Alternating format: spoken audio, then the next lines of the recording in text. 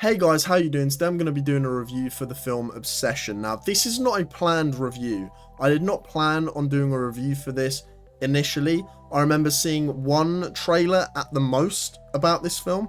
Thought it looked pretty good, but wasn't expecting anything major. Went and saw it with a group of friends last night. This is a must-watch film. If you're a fan of the horror genre, it is a must-watch film. This is the best horror I've seen in a very long time. And that's including, by the way, horror's having a resurgence, so that's going over the past few years. There's been bangers, Weapons, Longlegs. That's more of a thriller, but it's along the same sort of vibe. Horror's back in a massive way. It's completely evolved. I feel like we're in a new age of horrors, and it's evolved. The filmmaking's evolved, the concepts, everything is just on another level now. And this film is by no means any different to that. It is evolved the genre and is one of the best films I've seen this year, full stop. Not even just talking horrors. But anyway, let's get into this review, because fuck me, this film affected me. Now, if we're just going off the basic plot, this will probably include spoilers. I'm just going to talk about the whole entire film, including stuff that happens off the cuff. Did not plan this, as I said, but yeah, let's just do a brief plot summary. After breaking the mysterious One-Wish Willow to win his crush's heart, this is the Google summary, by the way. I'm not making... yeah, fuck it. A hopeless romantic gets exactly what he asked for. However, he soon discovers that some desires come at a dark, sinister price. That's the overall plot online. Yeah, let's just talk about the plot for a second, because we're going to go into everything here, especially the acting. But yeah, plot, pretty simple. I think it's a simple idea, and that's what I gathered from the trailers. Simple, decent, engaging plot. Interesting, nothing crazy different, nothing, you know, groundbreaking from just reading that alone, but interesting enough. There's a lot of cool horror things as I watched the trailer, and there was, I believe it was the date scene that was in the trailer briefly, and I remember thinking when watching it, okay, so there's actually some very creepy sort of scenes and scenarios that this plot would enhance and utilize in a relationship. For example, a date night. What about if you get a text and you have a girlfriend who's not trustworthy, or boyfriend that's not trustworthy?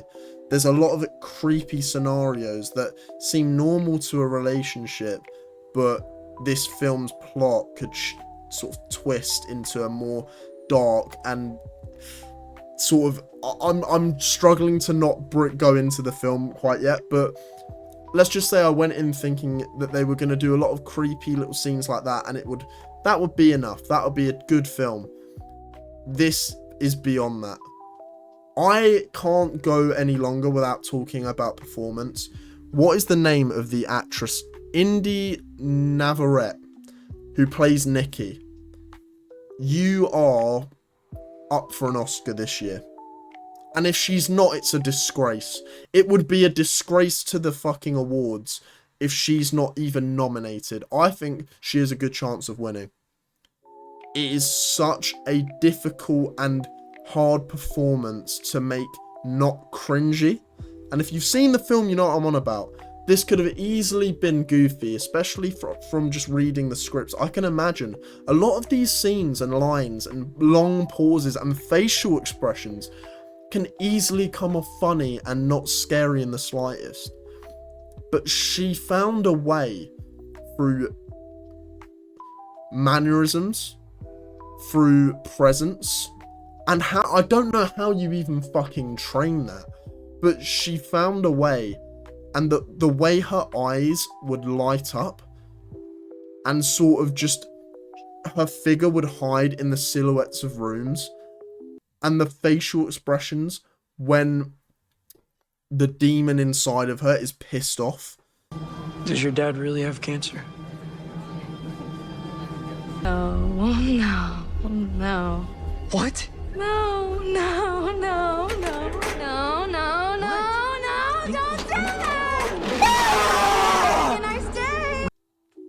it's remarkable, and it made me on the edge of my seat. I'm not an easy scarer. A lot of, you know, your cliche horror films, you'll never ever ever catch me jumping. Rarely. And if I do, it'll be the cheapest jump scare bullshit that is cheap and not earned, and it's like, fuck you, that's not scary, you just put a loud sound effect there. This was scary. This was actually on the edge of your seat shit, and so funny. I remember there's a specific scene that sold me on her, and it was that fucking bedroom scene. If you've seen the film, you know what I'm on about.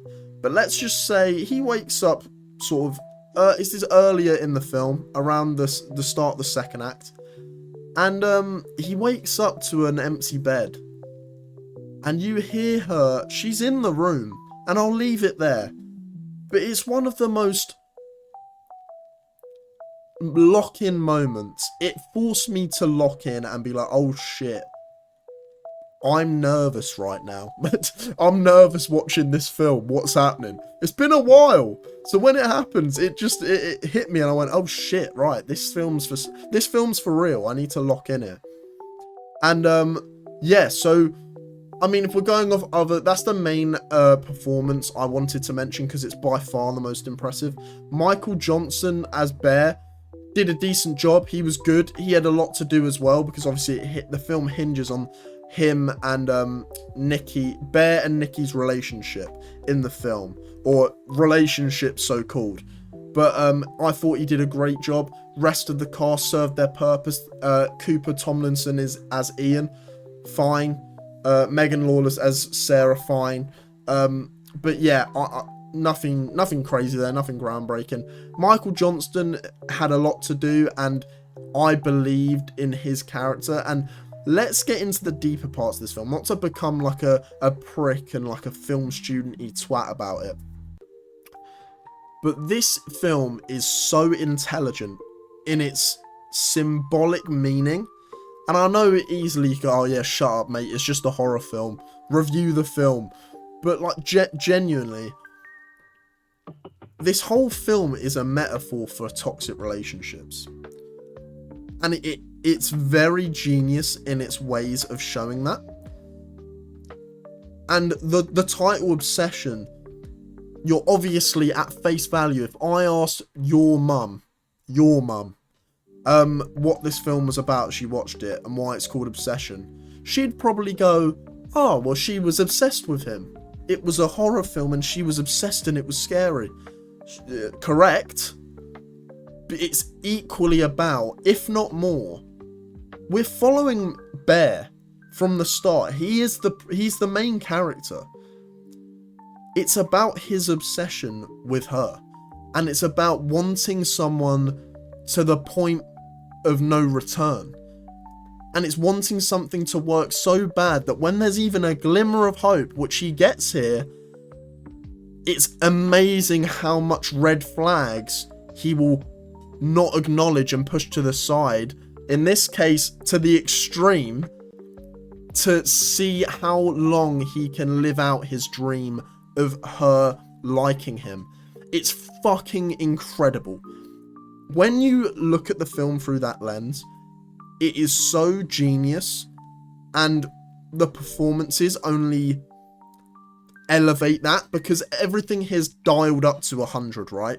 So everything I've just said about what the film symbolically, what I took from it, my experience, maybe you didn't, the film dials up to 1,000, because here we're dealing with a fucking wish turned sinister, you know what I mean? And yeah, I thought it was brilliant. I thought let's just talk about, first of all, cinematography. Incredible. You needed good cinematography for a lot of these horror films. It goes under the radar, but if you have a lot of those silhouette shots, her lurking in shadows and shit, it needs to look immersive and horrifying, and that is obviously down to the actors. But let's not miss out on giving props to the team behind the camera. Thought they smashed it.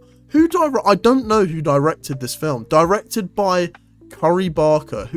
What has he done?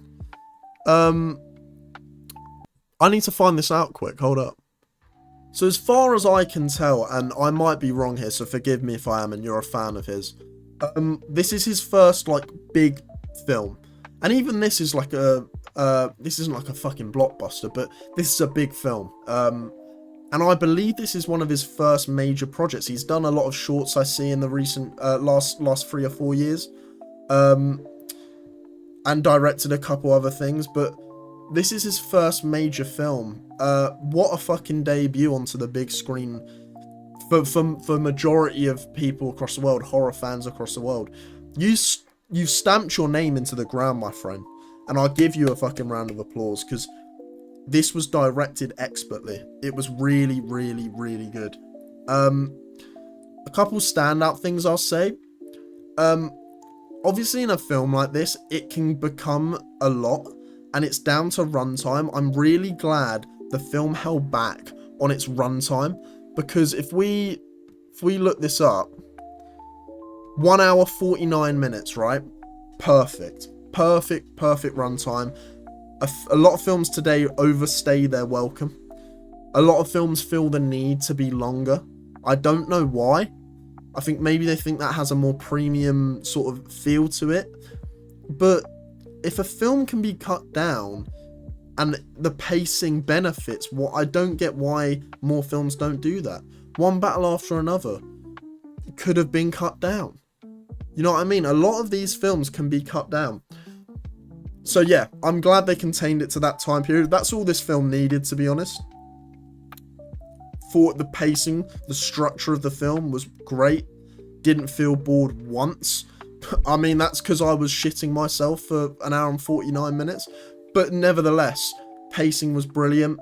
I will say, under the radar, massive strong aspects of this film. Comedic timing. There's a few jokes and bits in here that really are funny. And you don't know how much that can benefit a film like this, because it's so taxing when everything is so somber and dark and depressing. And even though this is not that long of a film, you do feel it.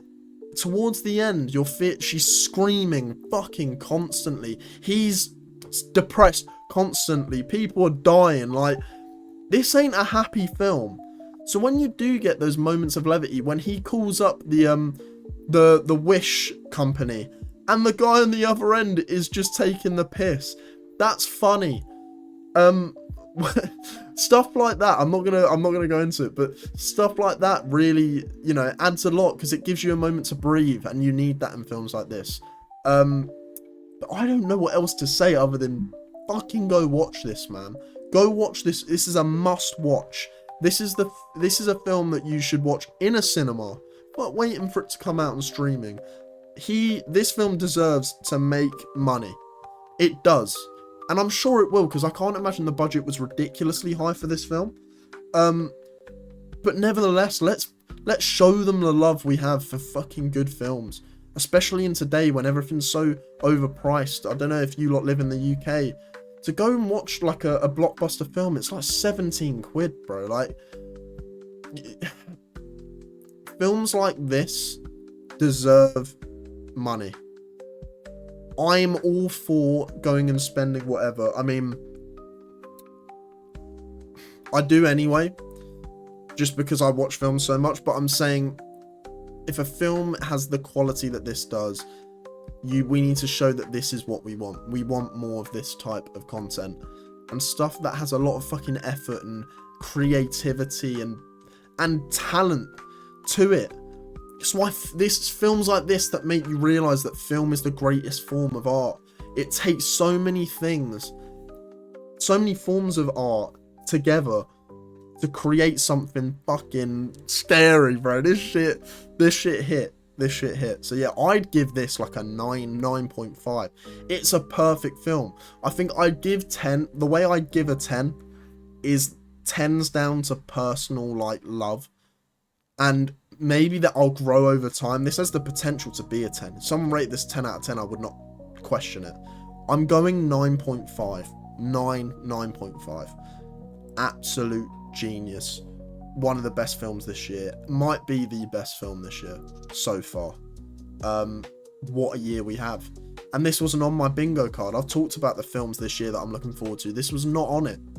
Here it comes, out of nowhere, slaps me in the face and says, yeah, you're going to jump out your seat, bitch. You're going to rate me a 9 out of 10. And I did. And I did. So yeah, thank you guys for watching. I'm waffling now, but thank you guys for watching. Please tell me you've seen this film. If not, I hope that's convinced you to go and give it a shot. But yeah, thank you guys for watching. Hope you've enjoyed, and I'll see you in the next video. Bye, guys.